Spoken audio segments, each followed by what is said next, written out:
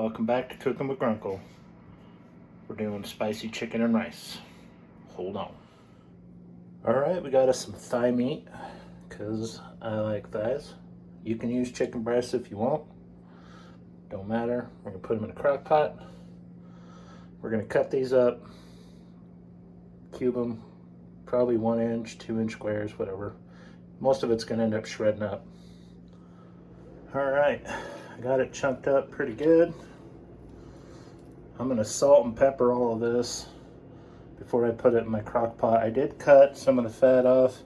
Some was pretty chunky. If I was grilling this, like on a barbecuer, I'd leave it on there, no worries, but I did cut some of that off. Alright, got it all salt and peppered. Mixed it all up real good. Gonna throw it in my crock pot on low. Remember, don't be a heathen. Clean your station, clean your knife, get your new cutting board. We're going into this with a couple big ass spoons of garlic. My favorite. Don't hate me because you hate me. There we go. Next up, onion. This is a big ass onion. I might use all of it. I don't know. It's starting to get a little weird in the middle, so I'll probably cut around that. Boom. It was fine. We're using the whole thing. It's going to be a lot of onion, but it's whatever. If you don't like that much, only use half one. Into the pot. Next up, fire roasted tomatoes.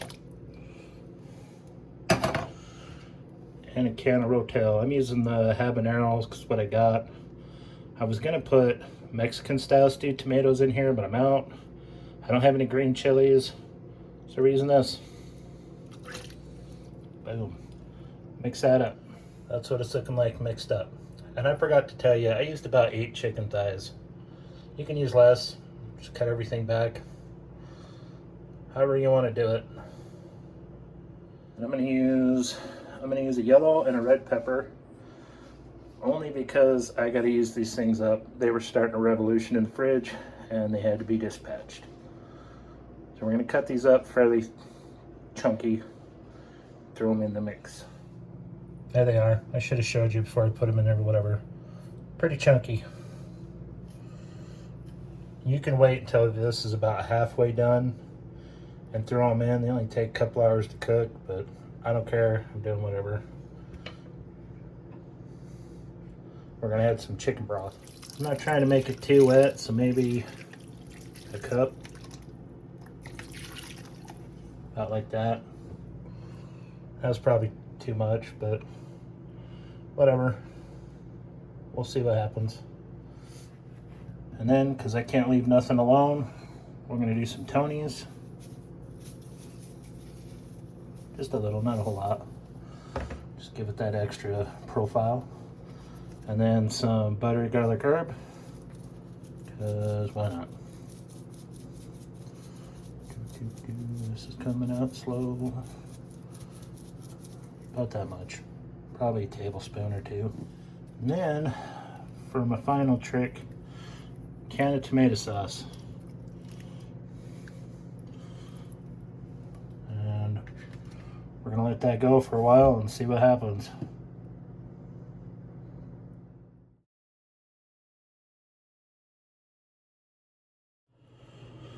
Alright, this is what it looks like after about 3 hours. Give it a little mix here and taste it and see what it's doing. It tastes pretty good. It's spicy. I'm gonna add a little bit more salt. I feel like it needs a little bit more. And then I'm gonna add a little bit more of this buttery garlic herb stuff. Oh, wrong side, be careful. About that much. I don't know what that is, but we're gonna stir it up and let it get back to it. Now as I let this start cooking, I'm gonna put my cornstarch slurry in. It's like 4 tablespoons of cornstarch, some water, just enough water to make it dissolve.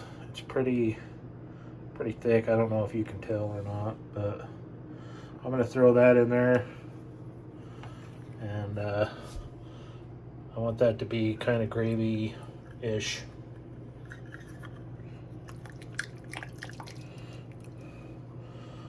Let that thicken up.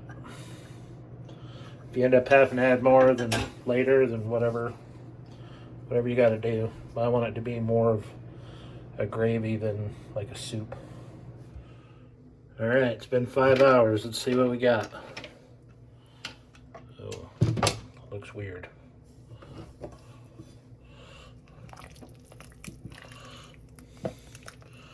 Yeah, that thickened up pretty good. Looks good. Cooking rice. If you want it to be a little thicker, add some more cornstarch. I might do that. Taste it and see how you like it. And there we have it. Slopped in a bowl. Peace.